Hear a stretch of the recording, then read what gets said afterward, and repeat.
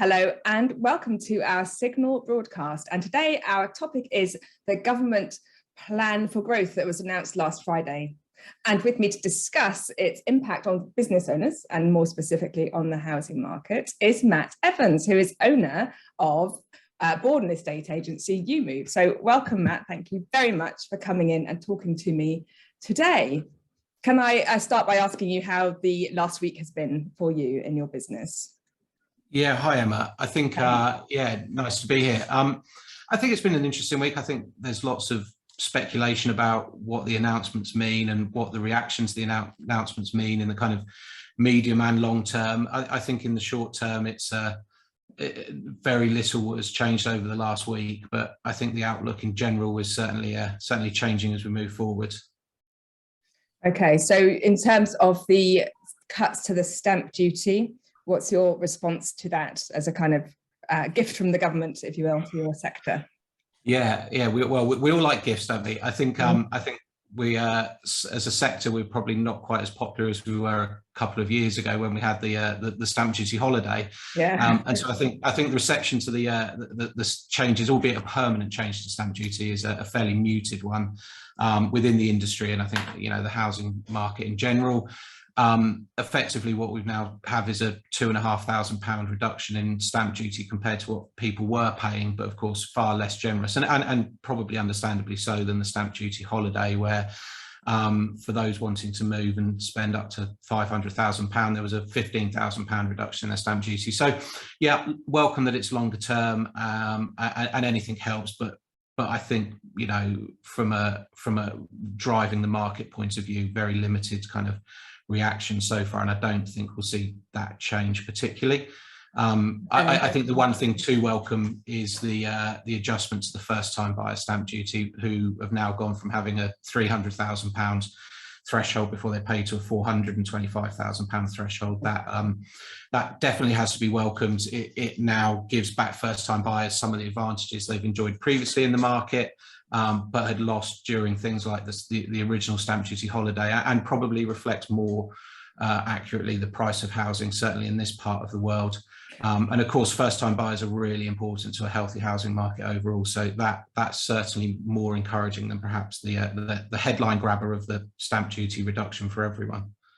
So you've got some happy first-time buyers on your yeah, absolutely. Yeah, and maybe one or two disappointed ones who completed their house sales in the last couple of months. But of course, that's always the risk. And you can't sit around and wait forever. But yeah, absolutely. I think more importantly for first-time buyers coming to the market now, it gives them a little bit of extra buying power and a little bit of clout, and helps them stand out as buyers a little bit more than they've been able to perhaps over the last 2 years. And it is certainly a return to more of the norm that we've seen in the past, and I think an important return. So I guess then the bigger question is, as somebody who's operating a business within the housing sector, which relies on presumably steady markets and growth, and somebody, a kind of a steady hand at the wheel, how have you been feeling about all of the headlines? Let's take, for instance, the IMF warning our government they're behaving recklessly. Let's take the devaluation of the pound, the increase in the price of gilts, the risk to pension funds.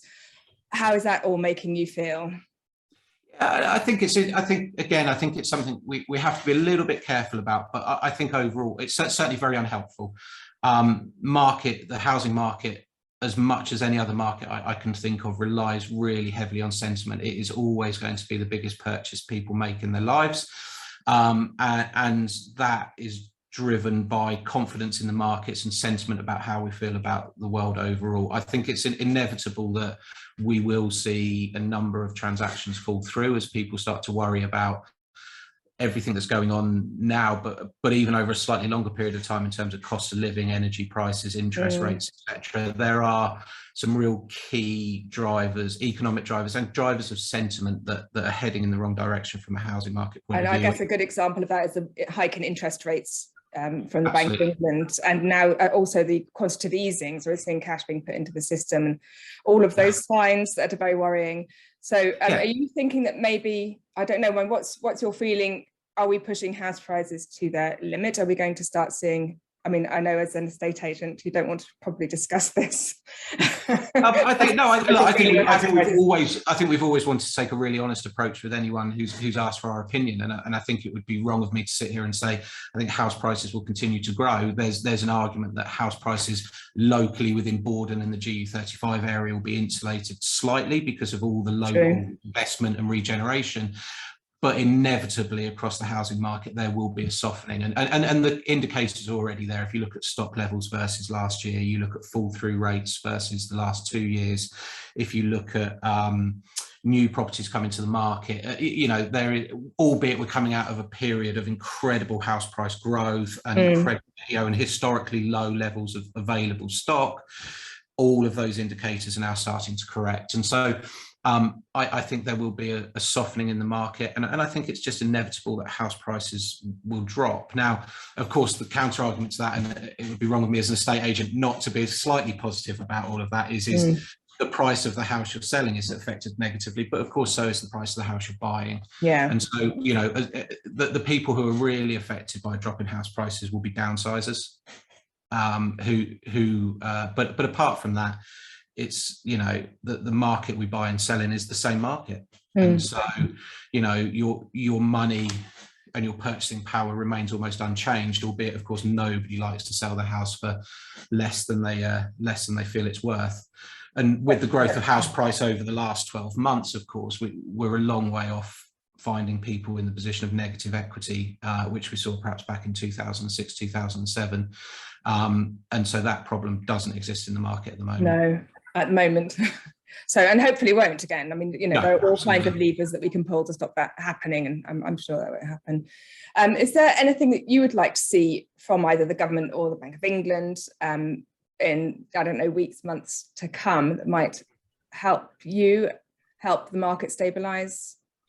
I think anything that can bring stability to the markets is welcome. I think anything that can help us get, this increase in cost of living and the rising interest rates under control from a housing market point of view will be welcome. But also as a government, I think there's a responsibility to look overall at the housing market, which is perhaps not as functional and easy to navigate as it should be. And there are systems, dare I say, even just north of the border in Scotland, that make the buying and selling of houses far simpler. And I think, longer term, I would love to see a government look at the overall process of buying and selling houses in England specifically, and simplify that and make it easier for people to navigate. That sounds good, and thank you for your insight into that. I'd love to know what it is they do in Scotland that makes it easier, but I don't think we have time for that now. So overall, finally, I just wanted to ask you, do you think that the plan for growth is actually a plan for growth? I mean, is this gamble going to pay off? And I mean, you're an entrepreneur, a business owner, multiple business owner. What do you think? I think it's very early days and it's hard to tell. I think the immediately after the announcement, I think as businesses, we probably felt like there was a lot of positives in there, and I think the markets reacted in a way that perhaps I didn't expect.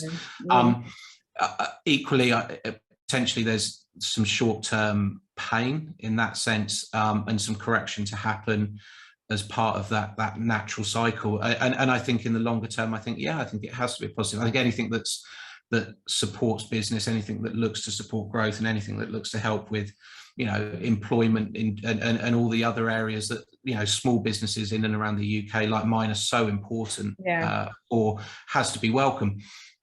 Is this the right course? I have to be honest, I think time will tell.